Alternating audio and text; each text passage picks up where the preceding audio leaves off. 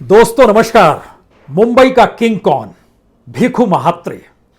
यह दरअसल फिल्मी डायलॉग है, अंडरवर्ल्ड पर बनी फिल्म का एक डायलॉग है। लेकिन आज की तारीख में मुंबई में जो कुछ हो रहा है उसमें अगर इसी डायलॉग को दोबारा पूछा जाए कि मुंबई का किंग कौन, तो यकीन जानिए हर की जुबान पर होगा राजनीतिक सत्ता। जिसकी सत्ता रही वही किंग रहा। अंडरवर्ल्ड उसी के मातहत चला। मुंबई पुलिस, महाराष्ट्र पुलिस उसी के तहत काम करती चली गई। और फिर जो जो शब्द, चाहे वो उगाही के हों, चाहे वो वसूली के हों, चाहे वो ड्रग रैकेट के हों, चाहे फिर अंतर्राष्ट्रीय तौर पर अपराधियों को शरण देने या उन्हें भगाने के हो, या फिर मुंबई के भीतर जमीन की खरीद फरोख्त हो, कंस्ट्रक्शन से जुड़े बिजनेस में करोड़ों की वसूली हो, किसी भी घर को कहां पर खरीदना है और किसके जरिए कितना वसूलना है, ये सारे धंधे मुंबई के भीतर क्या अब भी चल रहे हैं? यह सवाल आज मौजूद हो चला है। इसलिए क्योंकि बात तो निकली थी आर्यन खान के ड्रग्स को लेकर, बात तो निकली थी एनसीबी के जोनल डायरेक्टर समीर वानखेड़े को लेकर। लेकिन यह मामला जिस तरीके से पैर पसारते चला जा रहा है और राजनीतिक दल आमने सामने आकर एक दूसरे का कच्चा चिट्ठा खोलने पर तुल गए हैं, लग ऐसा ही रहा है अंडरवर्ल्ड मुंबई में मरा नहीं है, खत्म नहीं हुआ है। टेलीफोन अब भी दुबई से आते हैं, अंडरवर्ल्ड की कार्रवाई अब भी मुंबई शहर में होती है, अपराधी अब भी जेल से अपना काम करते हैं। और ये सारी बातें मुंबई के पूर्व मुख्यमंत्री यानी महाराष्ट्र के पूर्व मुख्यमंत्री मुंबई में बैठकर फडणवीस जो बातों का जिक्र कर रहे हैं, मौजूदा वक्त में उद्धव सरकार के साथ एनसीपी का भी गठजोड़ है और उसके नेता और मंत्री नवाब मलिक जिन बात का जिक्र कर रहे हैं, और इन दोनों को लेकर बीजेपी के अलग अलग नेता जिस तरीके से कैमरे के सामने आ रहे हैं, दरअसल उसने उस कलई को ही खोल कर रख दिया है जहां पर आज इस जिक्र को करने की जरूरत है कि अंडरवर्ल्ड खत्म नहीं हुआ है और अंडरवर्ल्ड से जुड़ी हुई पूंजी और उसका साम्राज्य राजनीतिक दलों के नीचे किस तरीके से काम करता है और उससे कितनी बड़ी तादाद में राजनीतिक पैसे की उगाही होती है, यह भी किसी से छुपा नहीं है। आज हमें लगता है उन पन्नों को खोलने की जरूरत है जो 1993 के ब्लास्ट के बाद से मुंबई शहर को थर्राते हुए इस देश की समूची इकोनॉमी और इस देश के भीतर में क्रिमिनल नेक्सस को लेकर 1993 की वोहरा कमेटी की रिपोर्ट और उसके बाद एक ऑर्गेनाइजेशंस की जो भी जांच रिपोर्ट आई वह दोबारा सतह पर है, क्योंकि अंडरवर्ल्ड सतह पर है। क्योंकि इस दौर में जो रैकेट्स चल रहे थे वो राजनीतिक तरीके से बदलते चले गए। याद कीजिए 1993 में ब्लास्ट के बाद महाराष्ट्र में राजनीतिक सत्ता शिवसेना और बीजेपी की आई थी 1995 से लेकर 1999 तक। उसके बाद से कांग्रेस और एनसीपी का साम्राज्य रहा या उनकी सत्ता रही। 2014 में सत्ता पलटी और एक बार फिर बीजेपी और शिवसेना की सत्ता आ गई।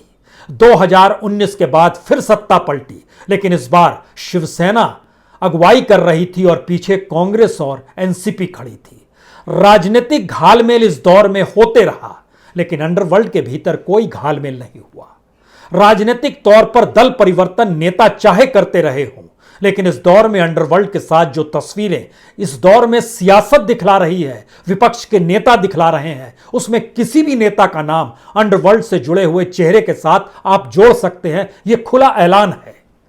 उन चेहरों में शरद पवार का जिक्र कीजिए, उद्धव ठाकरे का जिक्र कीजिए, देवेंद्र फडणवीस का जिक्र कीजिए, नवाब मलिक का जिक्र कीजिए, सारे नाम एक के बाद एक भारतीय राजनीति के उत्कृष्ट नाम हैं। लेकिन इस दौर में जैसे ही आप नाम लेंगे सरदार शाह वली खान, आप नाम लेंगे मोहम्मद इशाक खान, आप इस दौर में नाम लेंगे रियाज भाटी, और इस प्रक्रिया में दर्जनों नाम जो उभर कर सामने आए हैं, हर नाम कहीं ना कहीं उस क्रिमिनल एस्पेक्ट से जुड़ा रहा जो अंडरवर्ल्ड के लिए काम करता था। इसमें आप इकबाल मिर्ची का नाम ले सकते हैं, आप छोटा राजन का नाम ले सकते हैं, आप किसी का भी नाम ले सकते हैं, क्योंकि अंडरवर्ल्ड की दुनिया को मुंबई शहर ने जिस तरीके से दशकों तक देखा है, उसकी एक ऐसी लकीर है जो शायद लगता रहा कि मौजूदा वक्त में खत्म हो गई है, लेकिन नहीं, यह खत्म नहीं हुई है। क्योंकि इस दौर में जब सैफमा बना, सैफमा यानी smuggling and foreign exchange manipulator act, ये जब लाया गया और इसके जरिए इस बात का जिक्र किया गया आखिर अंडरवर्ल्ड कहां पर है और उसके जरिए जितनी भी पूंजी और जितनी भी जमीन और जितनी भी बिल्डिंगें हैं उसे अपने कब्जे में लीजिए और उसको बेचने की प्रक्रिया की शुरुआत कीजिए। कई बिल्डिंगें बिकी भी। लेकिन क्या वाकई आपको पता है कि इस दौर में, जब हम आपसे जिक्र कर रहे हैं, उस दौर में शिवसेना बीजेपी की सरकार से लेकर कांग्रेस और एनसीपी से होते हुए शिवसेना और कांग्रेस एनसीपी की मौजूदा सरकार तक के दौर में 20 ऐसे मुंबई पुलिस के महारथी हैं जिनको निकाला गया, डिसमिस किया गया या सस्पेंड किया गया। ये सारे प्रमुख हैं। इसके अलावे दर्जनों ऐसे पुलिस अधिकारी हैं जिनके ताल्लुकात अंडरवर्ल्ड से जुड़े रहे। इस दौर में लोगों ने इनकाउंटर स्पेशलिस्ट के नाम भी जाने और उनके जरिए क्या ताल्लुकात अंडरवर्ल्ड के साथ थे यह भी समझा। इसी दौर में मौजूदा वक्त में जो मोदी कैबिनेट में मंत्री हैं आर.के. सिंह, एक वक्त यह अटल बिहारी वाजपेयी के दौर में चले जाइएगा तो उस समय गृह सचिव भी हुए थे। गृह सचिव उस दौर में, जब मोदी काल में यह गृह सचिव भी हुए और बाद में यह नेता बनकर मंत्री भी बन गए। लेकिन इन्होंने एक बात का जिक्र किया था कि किस तरीके से अटल बिहारी वाजपेयी के काल में दुबई में दाऊद इब्राहिम को पकड़ने के लिए जो एक ऑपरेशन चलाया गया था उसको भी मुंबई के पुलिसकर्मियों ने लीक कर दिया था, जिसके बाद दुबई से दाऊद भाग गया और छोटा राजन वहां पर पकड़ में आया। ये सारी चीजें क्या बतलाती हैं? हमें लगता है जब आज इस बात का जिक्र है कि किसने सरदार शाह वली खान से कौन सी जमीन खरीदी, किसने इशाक पटेल से क्या कुछ खरीदा, उसके कौन से रिश्ते दाऊद की बहन के साथ थे, या फिर जिस तरीके से जिक्र इस दौर में रियाज भाटी का हो रहा है और उसकी तस्वीरें लगातार चस्पा की जा रही है हर नेता के साथ, तो हमें लगता है कि इस बात को आज समझने की जरूरत है। जो कमेटी जो बनी सैफमा की, उसने जब जानकारी दी कि मुंबई शहर ही नहीं बल्कि देश और देश भर में अलग अलग जगहों पर तकरीबन 80,000 करोड़ की संपत्ति दाऊद इब्राहिम और अंडरवर्ल्ड के साथ जुड़ी हुई है, उसको कब्जे में लेना होगा। कुछ जमीन ली गई, कुछ मकान लिए गए, कुछ बिल्डिंगों को ले गया, कुछ नहीं लिया गया, लेकिन उसका दायरा इतना बड़ा है तो उस दायरे के भीतर में बीते 15-20 बरस में तो हर राजनीतिक दल ने कमोवेश हर राज्य में सत्ता भोगी, तो भी क्यों उसके हाथ में कुछ नहीं आया। ठाणे, मुंबई, नासिक, कोकण, अहमदाबाद, ये वह जगह पर हैं जहां पर अंडरवर्ल्ड की बिल्डिंगें निर्धारित की जानकारी मिली, पुलिस को जानकारी मिली और smuggling and foreign exchange manipulator act के बनाने वाली सैफमा को भी इसकी जानकारी मिली। इसके अलावे सूरत, नवसारी, पोरबंदर, इंदौर, जयपुर, जोधपुर, देहरादून, चंडीगढ़, हरियाणा, नोएडा, केरल, हैदराबाद, बेंगलुरु, गोवा, लखनऊ, दिल्ली, 80,000 करोड़। यहां पर साउथ मुंबई में ही लगभग 100 प्रॉपर्टीज की जानकारी मुंबई पुलिस के पास भी है। इसके अलावे जो लैंड था, जो जमीन थी, जो बंगला था, जो रेजिडेंशियल और कमर्शियल प्रोजेक्ट चल रहे थे, जो मॉल चल रहे हैं, जो 5 स्टार होटल्स चलते हैं, जो अंडर कंस्ट्रक्शन और रीडेवलपमेंट बिल्डिंग होती हैं, उन सभी में अंडरवर्ल्ड की कहीं ना कहीं दखल और कहीं ना कहीं उनका कब्जा। क्या सबको हाथ में लिया गया, या फिर जिन्होंने हाथ में लिया क्या उन पर कोई नकेल कसी गई? कसी गई, लेकिन नकेल कसने के तौर तरीके और किस तरीके से इस दौर में जब नवाब मलिक और देवेंद्र फडणवीस सामने सामने खड़े रहे हैं, तो हमें लगता है कि एक रिपोर्ट, सरकार की रिपोर्ट जो इस बात की जानकारी देती है, उसको भी जरा जान लीजिए, क्योंकि अंडरवर्ल्ड की पूरी इकोनॉमी पॉलिटिकल इकोनॉमी से जुड़ी हुई थी और उसमें बड़ी हिस्सेदारी पुलिस की रही है। यही वो नेक्सस है जिस नेक्सस का जिक्र अपने तौर पर माफिया, बिल्डर्स, अंडरवर्ल्ड, फिल्मी दुनिया के लोग, पॉलिटिशियंस, ये सारी चीजों का जिक्र 93 में वोरा कमेटी की रिपोर्ट ने कर दिया था और बड़े बड़े पॉलिटिशियंस का जिक्र उसमें किया गया था। लेकिन वह कौन कौन से काम है जहां से उगाही होती है? गवर्नमेंट की रिपोर्ट बताती है रियल एस्टेट का धंधा हो, कंस्ट्रक्शन इंडस्ट्री हो, क्रिकेट बैटिंग हो, फिल्म फाइनेंसिंग हो, हवाला ट्रांजैक्शन हो, ऑयल थेफ्ट यानी कि उसकी भी चोरी, तेल की चोरी और उसमें मिलावट करना, एडल्ट्रेशन भी करना, नैरकोटिक्स जिसको लेकर एनसीबी को लेकर सवाल खड़े हुए हैं, यह भी उनके दायरे में आता है। Gold smuggling, bottling, share market, extortion racket, contract killing, protection money, यानी वसूली भी करेंगे, प्रोटेक्शन भी देंगे और कोई क्षेत्र आपको लगेगा नहीं कि ये चीज़ों इसके बाद से बच गई। इसके बाद जरा समझिए कि आखिर किस तरीके से अंडरवर्ल्ड माफिया जो एक्सटॉर्शन कर रहा था, किनका किनका नाम आया था, कौन से पुलिसकर्मी थे, कौन से पॉलिटिशियंस थे। मौजूदा वक्त में तो पवार की तस्वीर निकल कर आई, मौजूदा वक्त में उद्धव ठाकरे की तस्वीर दिखा दी गई कि रियाज पटेल के साथ जुड़ी हुई है, रियाज खान के साथ जुड़ी हुई है। ये सारी चीज़ों के साथ अलग अलग तरीके से अभी नवाब मलिक और फडणवीस अगर आमने सामने है तो इनकी भी तस्वीरें निकल कर आई। लेकिन हमें लगता है कि उन अधिकारियों को जरूर जानना चाहिए जो लगभग उस दौर में लगभग 40 के लगभग पुलिसकर्मी जो थे इस दौर में या तो डिसमिस हुए या सस्पेंड हुए। उसमें 3-4 नाम आपको जहन में जरूर होगा जो इनकाउंटर स्पेशलिस्ट खुद को बोलते थे। असलम मोमिन 34 इनकाउंटर इन्होंने किए थे। दाऊद के भाई इकबाल कास्कर से इनकी बातचीत रिकॉर्ड की गई थी। उसके बाद एक लंबी फहरिस्त है। प्रबोध भोसले 85 इनकाउंटर किए गए, दया नायक 82 इनकाउंटर किए गए, रविन्द्रनाथ आंग्रे 50 इनकाउंटर किए गए, प्रदीप शर्मा 47 इनकाउंटर किए गए। और इन सब प्रोसेस में होते होते पिछले दिनों अगर जिक्र इस बात का किया जाए कि एनसीपी के नेता प्रफुल्ल पटेल से ईडी ने पूछताछ की थी। ईडी ने सिर्फ मनी लॉन्ड्रिंग को लेकर पूछताछ नहीं की थी, वह पूछताछ जो थी कि इकबाल मिर्ची की एक वर्ली में जो 15 मंजिला इमारत है, जो कमर्शियल बिल्डिंग है, उसको रीडेवलप किया मिलेनियम डेवलपर्स ने। उस मिलेनियम डेवलपर्स प्राइवेट लिमिटेड के भीतर में प्रफुल्ल पटेल और उनकी पत्नी के भी शेयर्स बड़ी तादाद में थे, जो ईडी के पास जानकारी आई। ईडी ने यहां पर पता करना शुरू किया और इस पते की कड़ी में अपने तौर पर हालांकि इनकार किया प्रफुल्ल पटेल ने। पहले राउंड की बातचीत जो हुई ईडी के साथ, जो पूछताछ हुई, उसमें इनकार किया गया। लेकिन जानकारी निकली कि इकबाल मिर्ची जो दाऊद के करीबी के था, उसकी 3 इमारतें, सीव्यू, मैरियम लॉज और राबिया मैंशन, इसके अलावे अलग अलग जगहों पर जमीन, ये जानकारी होनी चाहिए। इकबाल मिर्ची अब नहीं है। जिस तरीके से जानकारी कल नवाब मलिक ने दी कि उन पर जिनसे आरोप जोड़कर लगाया जा रहा है उसकी भी मौत हो गई है 5 महीने पहले। हम उन नामों पर नहीं जा रहे हैं, लेकिन इस प्रक्रिया में राजनीति की परिस्थिति को जरा समझ लीजिए। अगर बड़ी तादाद में मुंबई पुलिस और उसके अधिकारी अपने तौर पर काम कर रहे हैं, और जिस बात का जिक्र आर.के. सिंह ने होम सेक्रेटरी रहते हुए कहा था कि किस तरीके से वाजपेयी सरकार ने दुबई में दाऊद को पकड़ने के लिए गुप्त ऑपरेशन जो किया था, उसमें मुंबई पुलिस के कुछ बड़े अधिकारियों का जिक्र किया गया था। उन्होंने मामले को लीक कर दिया और इस जानकारी के साथ यह निकल कर आया कि डीसीपी रैंक के मुंबई पुलिस के अधिकारी 2011 में उनके नाम निकल कर आए, जो छोटा शकील से बातचीत कर रहे थे, जो दाऊद का एक लिहाज से सबसे करीब। और बातचीत क्या हो रही थी? एक्सटॉर्शन का मसला था, बिल्डर्स का मसला था। यानी ये दौर चल रहा है, कहीं चीजें थमी नहीं है। इस दौर में हर कोई मुख्यमंत्री रहा, हर पॉलिटिकल पार्टी की सत्ता रही, लेकिन किसी ने खत्म नहीं की, क्योंकि यह पूंजी पॉलिटिकल तौर पे चाहिए क्या, यह भी एक सवाल है। इतनी बड़ी तादाद में अगर उगाही हो रही है, वसूली हो रही है, पैसा फिल्म इंडस्ट्री में लग रहा है, तमाम जगहों पर लग रहा है, तो वो पैसा पॉलिटिकल पार्टीज को क्यों नहीं चाहिए, नेताओं को क्यों नहीं चाहिए?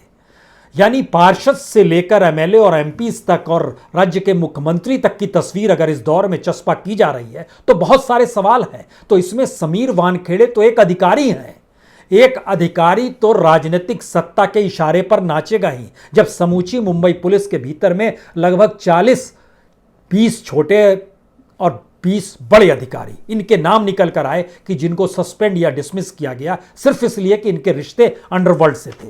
तब ऐसे में सवाल है, क्या इस दौर में ड्रग्स मसला छोटा नहीं था? और आर्यन को लेकर जिस तरीके से इस दौर में वसूली का जिक्र हुआ, और एनसीबी अब अपने तौर पर जब जांच कर रही है, दिल्ली के अधिकारी भी वहां पर पहुंचे हैं, तो क्या एनसीबी में सिर्फ एक अधिकारी जिसका जिक्र आज नवाब मलिक ने यह कहकर किया कि समीर वानखेड़े ने जब से नौकरी लगी है तब से वो मुंबई में ही पोस्टेड क्यों है, और क्या उनके ताल्लुकात नागपुर से हैं? यकीनन नागपुर से ताल्लुकात समीर वानखेड़े के पिता के रहे हैं।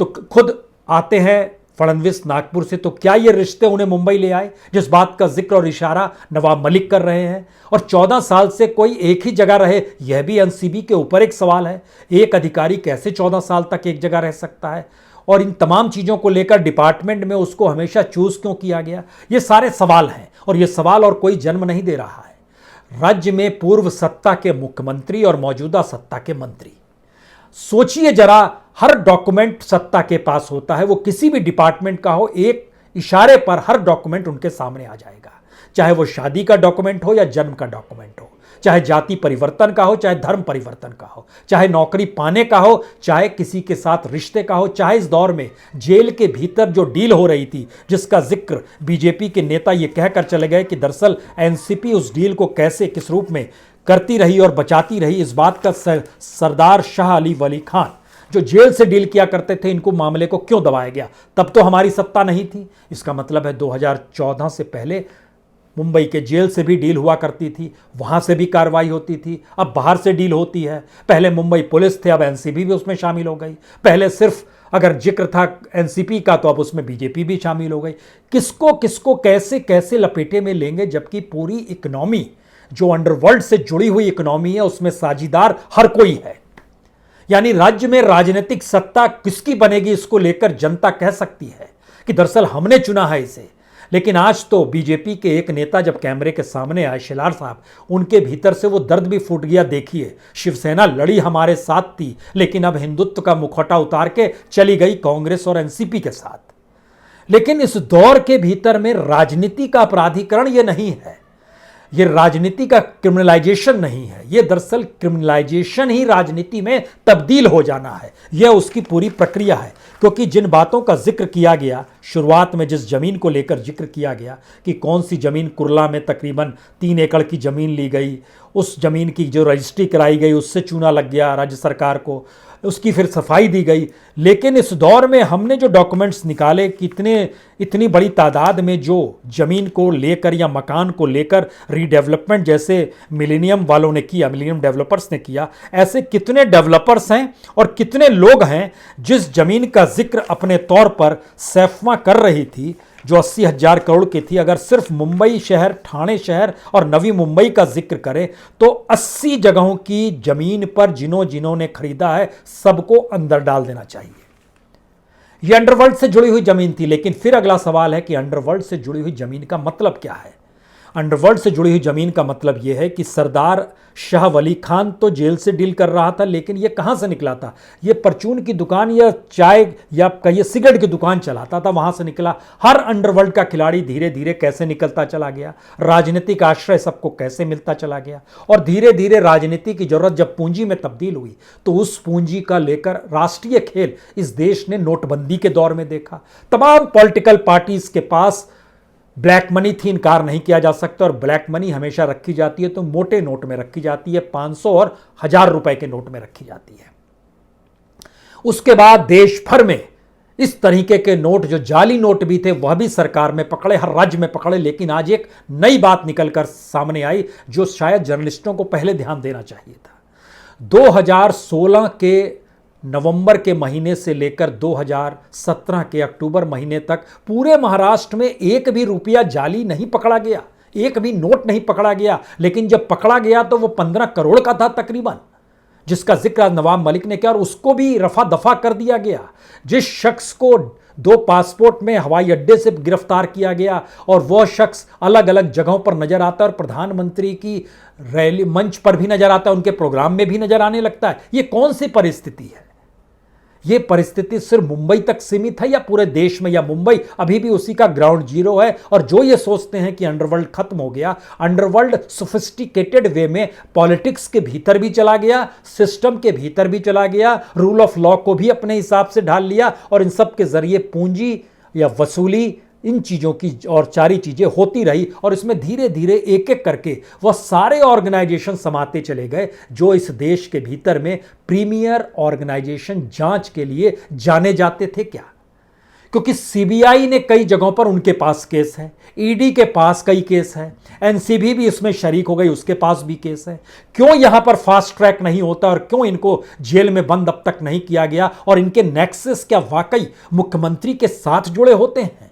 यानी जो राज्य चला रहा है उसके साथ इनके नेक्सस हैं, जिस बात का जिक्र नवाब मलिक कर गए, या फिर नवाब मलिक के कहने के बाद बीजेपी जब निकल कर आई तो उसने जब रखा तो क्या पूरा का पूरा नियम कायदा इससे पहले एनसीपी बनाती थी? यह स्थिति है। यकीनन हमने कहा, बार बार जिक्र कर रहे हैं, 93 की वोरा कमेटी की रिपोर्ट में इन तमाम बातों का जिक्र था। तो क्या वो एक कॉन्स्टिट्यूशन है इस देश में क्रिमिनलाइजेशन ऑफ पॉलिटिक्स का कि आपको अब इसको पढ़ लीजिए रिपोर्ट को और उसी हिसाब से काम करना शुरू कर दीजिए? क्योंकि इसमें कल से पहले 2 दिन पहले एक नाम और लिया गया था।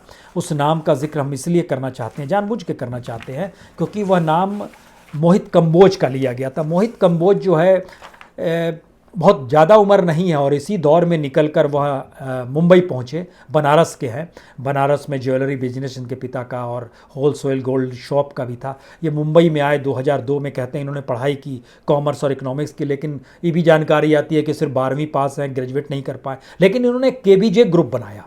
ये केबीजे ग्रुप जो था ये बिलियंस को देखता था, ज्वेलरी को देखता था, इंटरटेनमेंट के फील्ड से जुड़ा हुआ था, रियल इस्टेट से जुड़ा हुआ था, हॉस्पिटलिटी से जुड़ा हुआ था। और ये सारी चीज़ें डेवलप ये होते होते जब तक बनारस में थे और यूपी में थे तब तक कांग्रेस के नज़दीक थे। यहाँ आए, राजनीतिक सत्ता बदली, वह बीजेपी के साथ खड़े हो गए। लेकिन महत्वपूर्ण हमारे लिए ये नहीं है।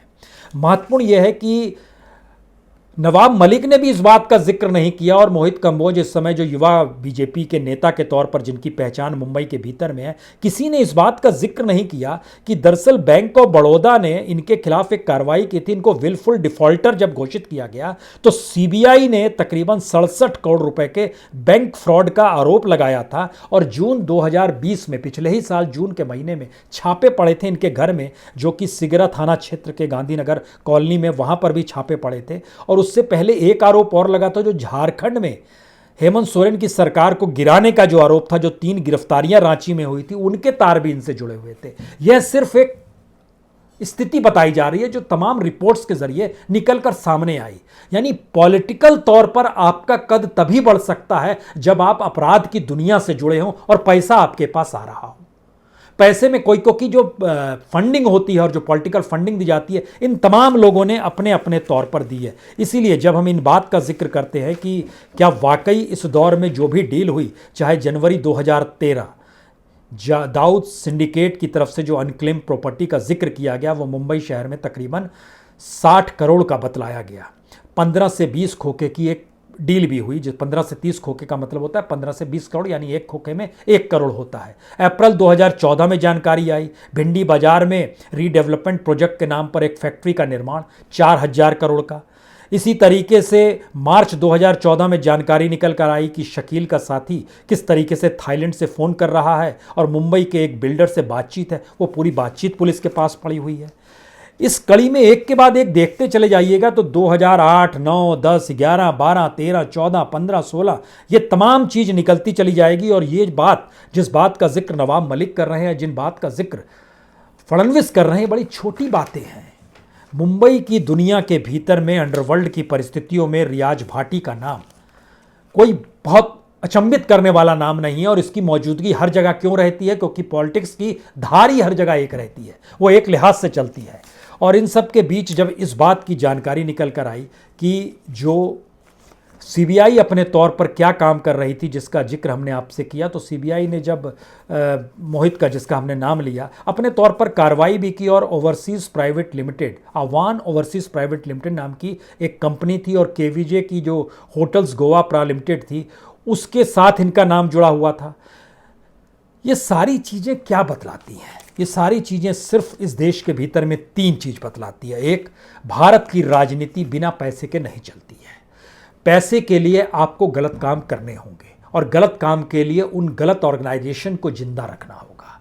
वो अंडरवर्ल्ड हो सकता है और उस पूरे प्रोसेस के दायरे में, झटके में, वो पूरी जांच एजेंसी आ जाएगी, जिसके दायरे में सीबीआई का भी जिक्र होगा, ईडी का जिक्र भी होगा, एनसीबी का जिक्र भी होगा। इनके अधिकारियों के सामने कौन सा ऑप्शन है? क्या कोई ईमानदार अधिकारी निकलकर सामने आएगा और बताएगा कि ये करप्ट है? या इस देश के भीतर में वाकई कोई पॉलिटिशियन निकल कर आएगा और इस बात का जिक्र करेगा कि देखिए ये सारे पॉलिटिक्स और पॉलिटिशियन, हमें सत्ता तो तभी मिलेगी जब इनके साथ खड़े होंगे, नहीं खड़े होंगे तो हमारे पास कुछ भी नहीं रहेगा, क्योंकि बिना पैसे के कुछ नहीं चलता है। तो जो बात आर्यन खान की गिरफ्तारी से शुरू हुई और जो उनकी जमानत मिलने के तक जो मुंबई हाईकोर्ट में सुनवाई के वक्त कही गई बात थी, एक बार उसे याद कर लीजिए। इस परिस्थिति को बतलाया गया कि एनसीबी का पूरा कामकाज जो है इस तरीके से है कि गिरफ्तार भी रखें, सुनवाई भी चलती रहे।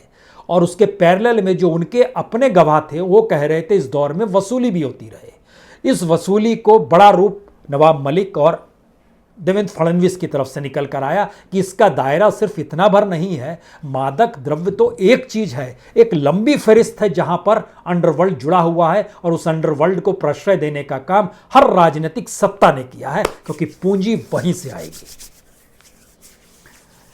कौन रोक लगाएगा इस पे? इस देश की राजनीति की विकल्प की परिस्थितियां क्या कोई शुरू कर पाएगा, खड़ा कर पाएगा? या फिर इस देश के भीतर में राजनीति जो अंडरवर्ल्ड से भी बुरी स्थिति में लाकर इस देश को खड़ा कर चुकी है, उसके खिलाफ कोई खड़ा होगा इस देश के भीतर में? और क्या वाकई वैकल्पिक या अल्टरनेटिव पॉलिटिक्स इस देश में निकल पाएगी? असंभव है, क्योंकि यह पूरा नेक्सस इसी समाज की देन है, इसी देश की देन है, इसी देश के भीतर की परिस्थितियों की उपज है। कैसे खड़ा कर पाएंगे? रोज प्रेस कॉन्फ्रेंस सुनेंगे, रोज वसूली सुनेंगे। सवाल सिर्फ इतना ही है, जो आखिरी शब्द है, आज नहीं कल कहीं आपको इसके गिरफ्त में ना ले लिया जाए, हमें इस गिरफ्त में ना ले लिया जाए, उन बच्चों को गिरफ्त में ना ले लिया जाए जिनके माँ बाप कुछ काम कर रहे हैं, अच्छा काम कर रहे हैं समाज के लिए, और उसके बाद इस देश के भीतर में कानून अपना, व्यवस्था अपनी, कानून लागू कराना अपना खेल। यह इस देश की अगर राजनीति है जिसके दायरे में अंडरवर्ल्ड और महाराष्ट्र पुलिस एक सरीखी काम करती है, तो फिर तौबा कीजिए। बहुत बहुत शुक्रिया, बहुत बहुत शुक्रिया।